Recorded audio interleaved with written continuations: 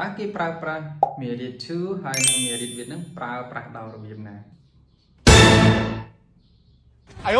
គេប្រើប្រាស់ married to និង married with នឹងគឺខុសគ្នាអន្តន័យក៏ផ្សេងគ្នាដែរមិនដូចអ្វីដែលយើងធ្លាប់បានដឹងនោះទេហើយអ្នករៀនភាគច្រើនក៏មានការយល់ច្រឡំដែរប៉ុន្តែមុននឹងចាប់ផ្ដើមទៅនិយាយពី married ហ្នឹងកុំភ្លេចចុច follow page និង TikTok របស់ខ្ញុំដើម្បីទទួលបាននៅចំណេះដឹងថ្មីពីភាសាអង់គ្លេសអូខេអញ្ចឹង married to កាលណាបើគេនិយាយពី married to គេចង់និយាយពីអត្ថន័យថាខ្លួនយើងនឹងរៀបការជាមួយនឹងដៃគូឬក៏ជាសង្សាររបស់យើងនឹងដើម្បីក្លាយជាប្តីប្រពន្ធអញ្ចឹងគេប្រើប្រាស់ married to for example she is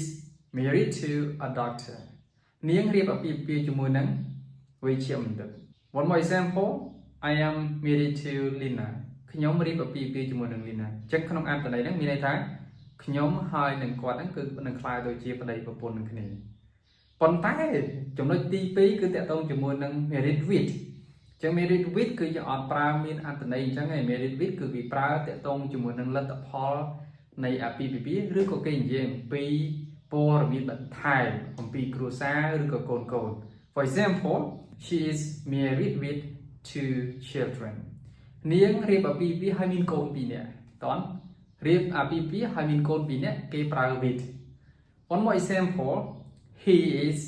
married with a son and a daughter